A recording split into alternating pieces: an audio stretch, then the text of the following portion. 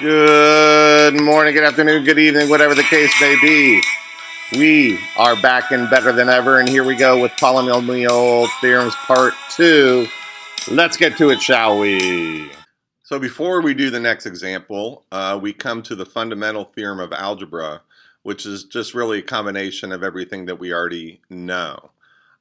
So every polynomial, these are the two big things here. Every polynomial of degree n greater than or equal to 1 has at least one zero, one solution, one root, which can be written in the form a plus bi, where a and b are real numbers. So that includes real numbers because b could be equal to 0. So the zeros could be imaginary or they could be real.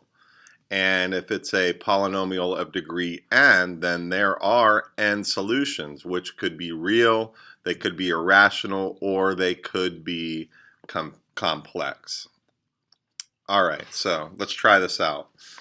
Suppose negative 3 plus I is a 0 of this polynomial, where a is real, right here and right here. Find a, and hence find all zeros of the cubic. So we have two tasks. So since p of x is real, that implies that if negative 3 plus I is a root, then its complex conjugate, negative 3 minus I, is also a root. Okay, and so this is a cubic, which means we could get it by taking a linear function multiplied by a quadratic. So we need to recall, and this is very, very helpful, that with complex zeros, x squared minus the sum of them times x plus their product is the quadratic. Okay, and then if you recall that the sum is given by 2c times x plus c squared plus d squared if the complex form is in the form c plus di, c minus di. So it really doesn't matter. It's a and a plus bi, c plus di. We just use this as a different letters to use to show a different relationship. So for these complex conjugates, our sum is negative 6, and our product is simply c squared plus d squared, so that's 9 plus 1, which is 10. So that gives the fact that the zeros, these complex zeros, come from this quadratic, which would be excuse me, x squared minus, the sum is 2c, so it's whatever the sum is, so it's minus 6 x, don't forget the x, plus c squared plus d squared, which is 10. Okay, that's what you get when you take c plus di times c minus di. So it's just a quick little shortcut. So here we go, we're off and running. We know that ax cubed plus 9x squared plus ax minus 30, and that's p of x, is equal to this quadratic, x squared minus 6x plus 10, multiplied by ax minus 3. Well, how do I know it's ax minus 3? Well, I know it's ax minus 3 because the coefficient of the cubic term is a. So this has to be an a, and x times x squared is x cubed. How do I know this is negative 3? Well, the constant of the polynomial is negative 3. The constant here is 10. 10 times negative 3 is equal to negative 30. So now we're going to clean that up, and we get this equal to, without writing it all out, trust me, it's equal to ax cubed. In other words, taking this polynomial times ax minus 3. Ax cubed plus 6a minus 3x squared plus 10a minus 18x, ran out of room, nice going, minus 30. And so then equating coefficients, I get 6a minus 3 is equal to 9. And I get 10a minus 18 is equal to a, the coefficients of the x term. Here I get a equals 2, and we go over here, and that gives me a equals 2 as well, which it should. Well, it's the same, we could do it the same way. So remember, our linear factor is ax minus 3, so all I needed was a, which I now have. So I have the linear factor where p of x is equal to 2x minus 3, and that gives me a 0. I don't even have to rewrite the polynomial because I know what the zeros are from x squared minus 6x plus 10. But this 0 becomes x equals 3 halves, right? And then we already know that we have negative 3 plus or minus I for the other two zeros, okay? And I believe that's all we were asked. Let me check, find A, we did, and all the zeros. Okay, all right. Next example, great stuff.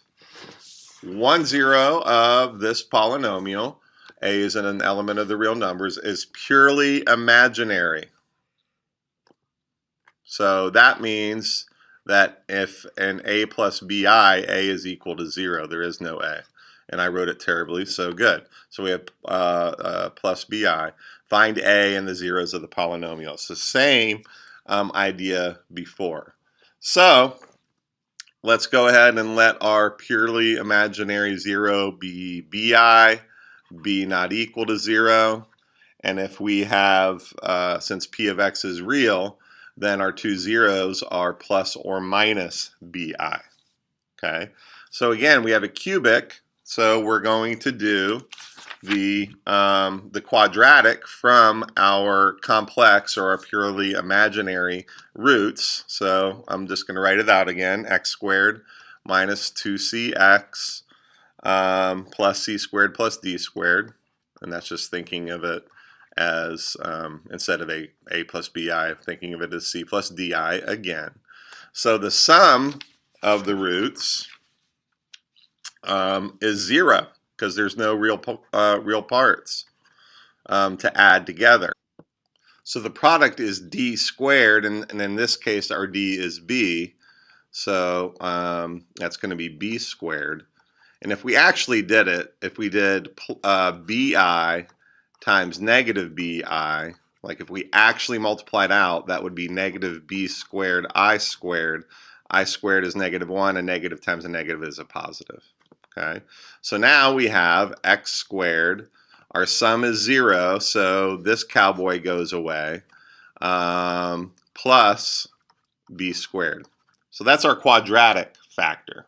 Okay, so now we know that, let me put a little line here, ax cubed plus a plus 1 x squared plus 10x plus 15 is equal to the quadratic x squared plus b squared multiplied by, be a little bit careful here, we know it's ax again because the coefficient is a, and then the x cubed, but we now need to have it where b squared times this, now b squared is a constant, b squared times another constant is going to be equal to 15. Well, if that's the case, this has got to be 15 over b squared, so the b squareds cancel. Okay, all right, so we've got that. So now we expand this, and we get, hopefully I'm going to have enough room here, we get ax cubed plus 15 over b squared x squared plus ab squared x plus 15. So that's what we get if we expand. And now we can equate some coefficients. For example, our squared terms, we get a plus 1 is equal to 15 over b squared, which if we multiply through by b squared, we get ab squared plus b squared equals 15. And what else can we get? We get ab squared equal to 10. Okay. By substituting 10 into ab squared, we get, or 10 for ab squared since they're equivalent, we get 10 plus b squared equals 15.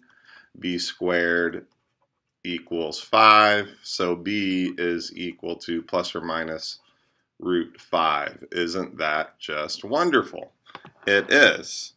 And then since ab squared is equal to 10, substituting b plus or minus root 5 doesn't matter, and for b we get 5a is equal to 10, because obviously root 5 squared is 5, and a equals 2. So from that, if we look up here, our other factor is ax plus 15b squared. So with all this brand new information, we get ax plus 15 over b squared. Substituting in our values, that becomes 2x plus 15 over 5, or 2x plus 3. So that is our other factor. We were asked to, if I scroll back up here, find a and the zeros of the polynomial. Well, I know that a is equal to 2. And I know if I set this equal to 0, I get x is equal to negative 3/2. Then I'm going to do a little bit of work over here. The other zeros are plus or minus, well, I can do it over here, plus or minus bi. But we know that b is equal to plus or minus root 5. So I can say that my other zeros are plus or minus root 5. And there we have it for that example. And that's going to do it for part 2. One small part left, part 3. And we'll go out with some more not oha, aha. And I am out.